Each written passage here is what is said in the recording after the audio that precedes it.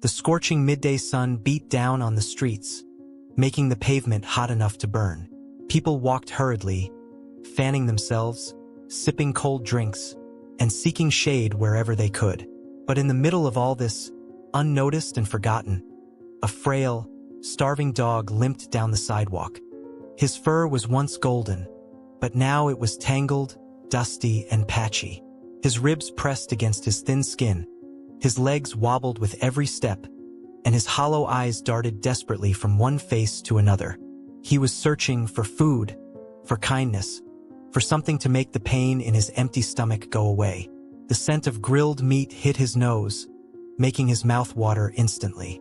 His tail gave the weakest wag as he turned toward the source. A small outdoor cafe stood ahead, bustling with life. Plates of half-eaten sandwiches, crispy fries, and juicy burgers sat on tables. People laughed and talked, too lost in their own world to notice the desperate creature standing a few feet away, watching, waiting. Rusty, if he even remembered his name, took a cautious step forward. He had been shooed away before, kicked, chased. He had learned that humans were unpredictable. Some threw scraps, others threw stones. His stomach growled painfully, pushing him to take another step, then another. The scent was overwhelming now. He was so close. Just one bite, just one crumb. Then, a chair scraped against the floor. A man stood up, carrying a tray of leftover food. Rusty froze, heart pounding. The man turned, and their eyes met. A moment of stillness. Then the man lifted the tray. Was this it? Would Rusty finally be fed? Or was he about to be chased away yet again? What happened next would change his fate forever. The cafe's chatter faded as the man's gaze lingered on Rusty. A bead of sweat rolled down the man's temple, but it wasn't from the heat. Something about the dog unsettled him. His ribs, the hollow look in his eyes. It was the kind of hunger that ran deeper than an empty stomach. It was the hunger of something barely clinging to life. Rusty took a step forward, his paws pressing against the pavement, leaving behind faint, dusty prints. The air was thick, suffocating, yet a strange chill ran through the man's spine. The sun still blazed overhead, but a shadow stretched unnaturally long beneath the dog, like a dark stain creeping toward him. A single crow cawed from a lamppost above, its sharp eyes locked onto the scene below. The cafe was still full of people, yet no one else seemed to notice. Laughter rang out from a distant table. Forks clinked against plates, and a waiter called out an order, but it all felt off, muted, like background noise in a dream. Rusty's breathing was shallow, his frail frame trembling slightly. His nose twitched, but not toward the food anymore. His eyes were locked onto something behind the man, something unseen. The man swallowed, his grip tightening on the tray. A cold sweat broke across his skin despite the relentless sun. A breeze swept through the street, not the kind that brought relief, but the kind that carried a whisper, a presence. The wind wasn't strong, yet the cafe's hanging sign creaked like rusted metal, swaying slightly. The crow above flapped its wings once, then went still, staring. The man's throat went dry. He blinked, shaking off the creeping sensation, forcing himself to focus on the dog again. It was just hunger, just a stray looking for food. Wasn't it? But as he looked back down, Rusty wasn't staring at him anymore. His eyes were locked onto something just over the man's shoulder. Something that wasn't there. Jason Carter had never been the kind of man to believe in omens. He was a realist, someone who worked long hours at the repair shop, kept his head down, and did what needed to be done. Life hadn't been easy, but he never expected it to be. The kind of struggle he knew best wasn't the kind you could run from. It was the kind that settled in your bones, the kind that made you stare at a grocery store shelf debating whether to buy dinner or save the money for rent. But today, something felt different. As he sat at the cafe, staring at the stray dog with its sunken eyes and trembling frame, a strange unease coiled in his stomach. Maybe it was because Rusty reminded him of himself. Not in a literal sense, but in the way he carried the weight of survival, the quiet acceptance of being unseen. Forgotten. Jason had been like that once. After his wife, Sarah, left him, taking their daughter with her, he stopped fighting the loneliness. It was easier that way. Work, sleep, repeat. No expectations, no disappointments. But this dog, this scrawny, starving thing, was looking at him like it knew him, like it saw the cracks beneath the surface. Jason exhaled, rubbing his temples. Maybe he was just exhausted. Maybe he was imagining things. The wind shifted again, carrying a whisper-like breeze that sent a chill down his spine. He turned his head slightly, feeling the prickling sensation of being watched. His eyes darted toward the alley across the street. Empty, but something in his gut told him it wasn't. He forced himself to look away. It was just paranoia, just exhaustion, just life weighing on him like it always did. Rusty took a step closer, his ribs pressing against his skin, his tail unmoving. Jason knew what hunger looked like, but this wasn't just hunger. It was desperation. Jason hesitated, his fingers hovering over the plate of food beside him. Then, just as he reached for a piece of bread, Rusty's ears flattened. His head snapped toward the alley, toward the nothingness Jason had just looked at. And then the dog growled. Jason's grip on the bread loosened as Rusty's growl deepened. The sound was low, guttural, almost unnatural. The dog's muscles tensed, his body lowering slightly as if preparing to pounce. But he wasn't looking at Jason. He was staring at the alley, the same place that had sent a chill down Jason's spine moments earlier. Jason turned again, scanning the dark space between the buildings. His pulse quickened. The alley was still empty, or at least that's how it looked. Sunlight barely touched its depths, leaving the space shrouded in shadows. But the feeling of being watched, the icy dread curling around his ribs, was impossible to ignore. Rusty took a step back, his tail pressing between his legs. Jason had seen that reaction before, but only in animals sensing something humans couldn't. He swallowed hard, his throat dry. Then he saw it.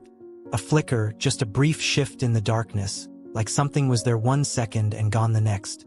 His breath hitched. He wasn't crazy. Something was watching them. His first instinct was to walk away. Just turn around, throw the bread to Rusty, and leave. He owed this place nothing. He owed no one anything. But he stayed. Maybe it was curiosity. Maybe it was something else. Either way, Jason had learned to trust his gut, and right now it was screaming at him. Slowly, he reached into his pocket, pulling out the small pocket knife he carried. It wasn't much, but it was better than nothing. "Come on, Rusty," he muttered, stepping forward. The dog hesitated but followed, ears pinned back. With each step toward the alley, Jason felt the temperature drop. It was a warm day, but the air in the alley was cold, unnaturally so. His breath fogged slightly as he took another step. Then he saw it. In the dim light, near the far end of the alley, a figure stood. It wasn't moving. It wasn't even breathing, just standing there. A tall, thin silhouette, its head tilted slightly, as if studying him. Jason's heartbeat slammed against his ribs. He took a step back, but Rusty didn't move. Instead, the dog let out a strange whimper, something between fear and recognition. Jason opened his mouth, but before he could say anything, the figure lurched forward. Not a normal step, not even a run. It glided, its limbs moving too smoothly, too unnaturally. Jason stumbled back, his instincts screaming run. Then the figure spoke. A whisper, soft, familiar, too familiar. Jason, his stomach twisted into knots. He knew that voice. His blood turned to ice. It was Sarah's voice, his ex-wife. His hands clenched into fists, his body frozen between fear and disbelief. Couldn't be her. She was alive. She had left him years ago. She wasn't this. Jason wanted to deny it, to tell himself his mind was playing tricks on him. But then the figure stepped into the light, and he saw her face. Sarah. Except it wasn't. Her eyes were too dark, her skin too pale, and her mouth. Her mouth was twisted into something that wasn't a smile. Something too wide, too wrong. Jason felt bile rise in his throat. This thing wore Sarah's face, but it wasn't her. Rusty let out a sharp bark, snapping Jason out of his paralysis. The figure's head jerked toward the dog, and for the first time, Jason saw something like recognition in its unnatural eyes. Then it spoke again. "He's been waiting for you, Jason." The air around them grew heavier, pressing against Jason's chest like a weight. His fingers dug into his palms. He had to get out, now, but his feet wouldn't move. "Who?" he forced out, his voice barely above a whisper. The figure's lips twitched. "You already know." Jason didn't, but some deep, buried part of him, the part he had ignored for years, did. The memories came rushing back.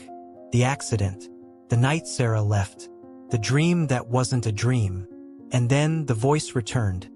Not Sarah's this time, but his own, echoing in his skull. "You promised."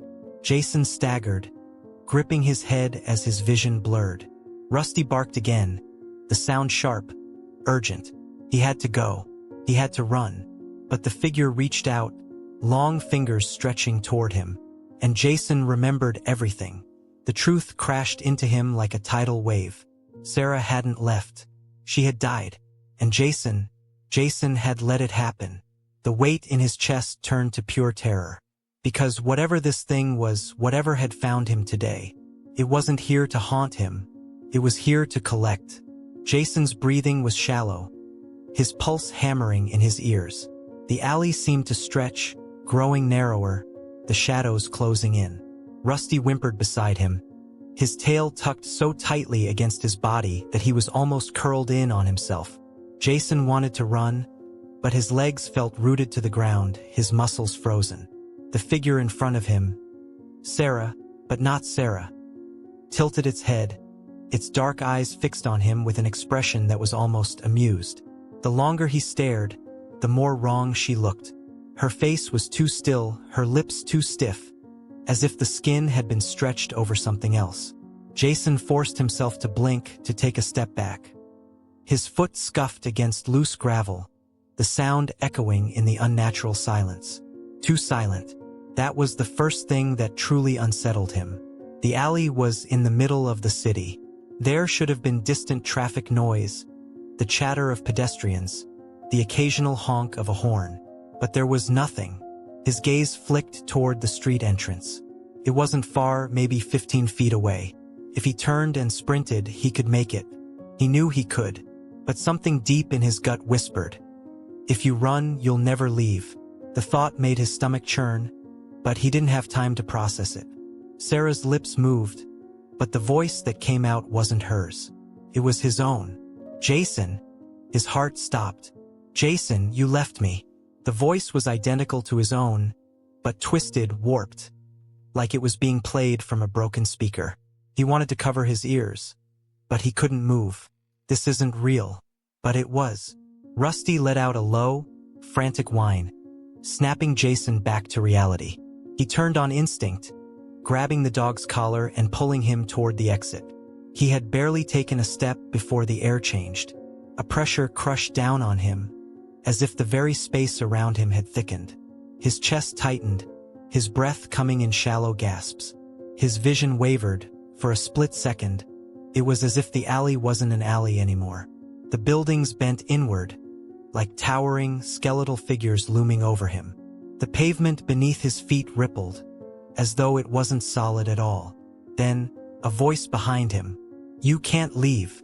Jason spun around so fast that he nearly lost his balance. Sarah, or the thing wearing her face, was closer now. Too close. He hadn't heard her move. Her mouth was open, slightly wider than should have been possible, her teeth too sharp, too perfect. Jason's stomach twisted. This wasn't Sarah. This wasn't even pretending to be Sarah anymore. He ran. His feet pounded against the pavement, every muscle in his body screaming, "Go, go, go." Rusty was right beside him, his claws scraping against the ground as they bolted toward the light of the street. Jason could see the sidewalk, the normalcy of the world just beyond this nightmare. Then it happened. The street wasn't there anymore. Jason skidded to a stop so suddenly that Rusty nearly crashed into him. His chest heaved as he looked at where the city street had been just seconds ago. But now there was only more alley. The world behind him had shifted. There was no exit, no way out. His vision blurred. He spun around, eyes darting wildly, searching for anything. Any sign that this was some kind of hallucination, some trick of his own mind. But all he saw was the endless, impossible stretch of alleyway. And the figure now right behind him. A breath tickled the back of his neck. "You never left, Jason," it whispered. His blood ran cold. His legs buckled, and he dropped to his knees. He couldn't breathe. He couldn't think. Rusty barked wildly, but his voice sounded distant, like it was coming from another world. Jason pressed his hands against the pavement, trying to ground himself, trying to feel something real. The ground was warm. No, not warm. Hot, like something was burning beneath it. He jerked his hands away just as the asphalt began to split. Hairline cracks formed, glowing red, pulsing like the faintest embers of a dying fire. Then the smell. It hit him all at once. Smoke. No, not just smoke. Burning flesh. Jason gagged, his stomach heaving as the scent suffocated him. Rusty whimpered, backing away, his paws scraping against the ground. Jason grabbed him, holding onto the only real thing left in this nightmare. Then a sound.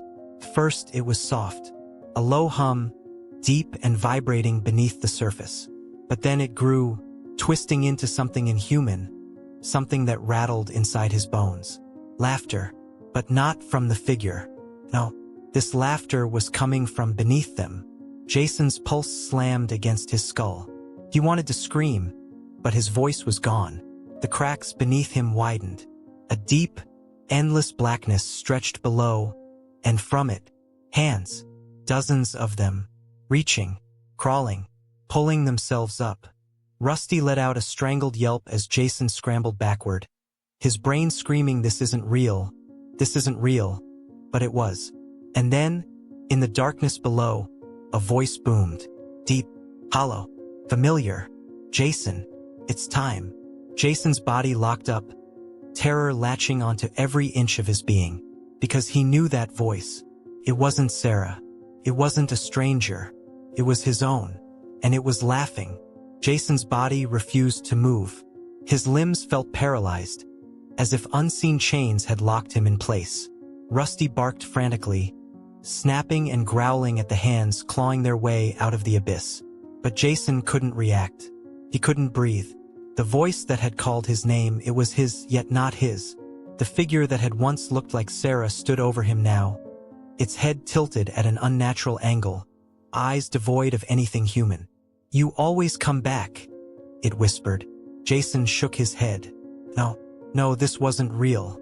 This couldn't be real. But the heat beneath him grew. The cracks in the pavement widened, revealing not just hands, but faces. Twisted, screaming faces. Some he recognized. His mother, his father, people from his past, people who were dead. Their mouths moved in silent agony, pleading, accusing. Jason's vision swam. Was he dying? Had he already died? The thought sent his mind spiraling into panic. What was this place? Then, a sudden jerk.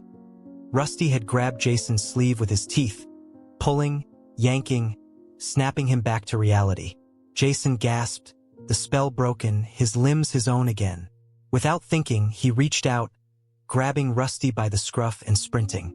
He didn't know where to. There was no clear path, but he ran anyway. The alley stretched, warping unnaturally, like the world itself was refusing to let him go. His breath was ragged, his heartbeat a violent drum in his chest. The air around him vibrated, a deep hum that felt like it was inside his bones. Something was coming. Then, a voice right in his ear.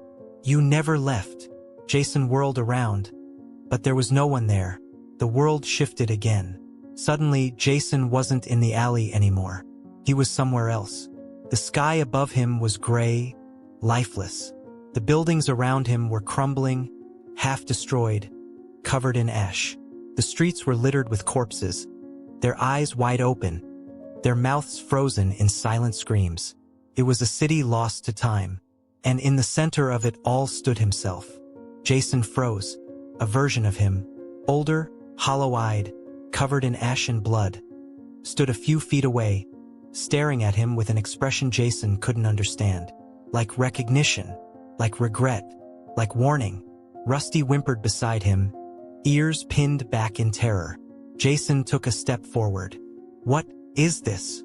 His voice cracked. The older version of himself sighed. Then, in a voice identical to Jason's own, he spoke. "You never left." Jason's blood ran cold. No, this couldn't be happening." "You're lying," Jason rasped. This is some kind of trick." The older Jason shook his head. "You've been here before," he said. "You always come back. You just don't remember." The words hit Jason like a physical blow. "Always come back?" His stomach twisted.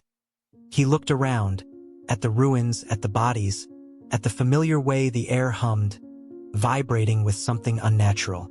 Déjà vu. A memory surfaced. Jason running through the same city. Rusty at his side. The same laughter echoing behind him. The same hunger in the air. He had run before. He had tried to escape. And he had failed. A wave of vertigo slammed into him. The truth unraveled in his mind like a broken reel of film. Memories bleeding into one another. This wasn't the first time. Jason had died here before. And each time he had forgotten. Woken up somewhere else, started over. This wasn't reality. It was a loop. A trap. Prison. Jason's breath hitched. He turned to Rusty, his only constant. "I have to break it," he whispered. The older Jason's face darkened. "You already tried." Jason's hands clenched into fists. "Then I'll try again." The air shattered. A deafening roar exploded around him. The world collapsing in on itself. Jason grabbed Rusty, shielding him as the city ripped apart, folding and twisting into a vortex of shadows. Then silence. Jason's eyes snapped open. He was standing in an alley. A normal alley. Sunlight filtered in from above. Cars rumbled in the distance. The smell of freshly baked bread wafted from a nearby bakery. Rusty sat beside him, panting but unharmed. Jason's heart pounded. Was it over? He turned, looking around frantically, half expecting to see the shadows creeping toward him again. But everything was normal, completely normal. Had he imagined it all? A tremor ran through his hands.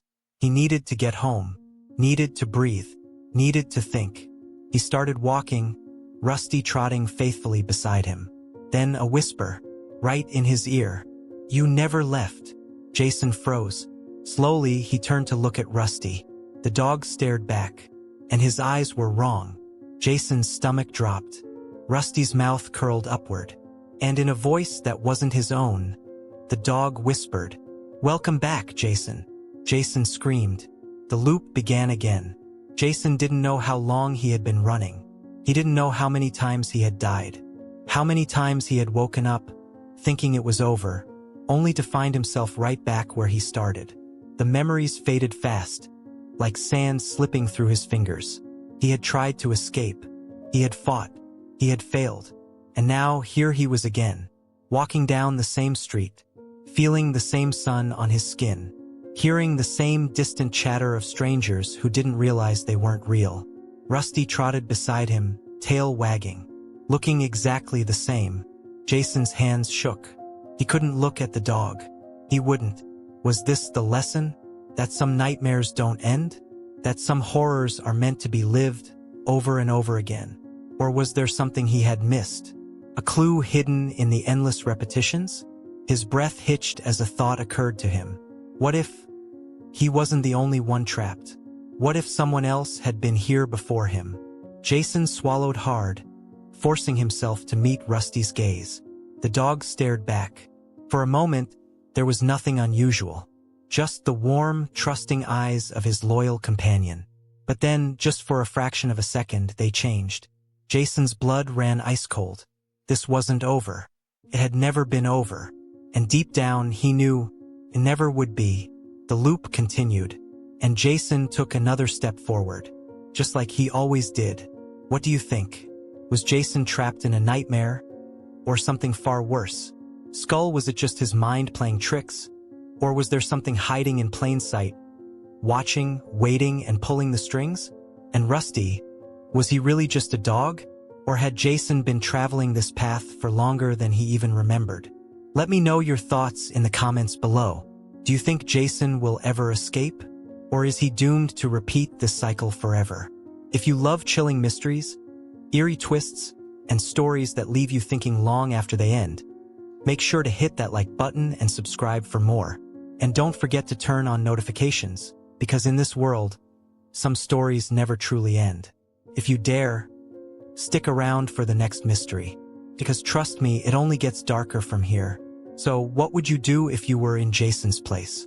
Would you try to break the cycle or accept your fate? Comment below.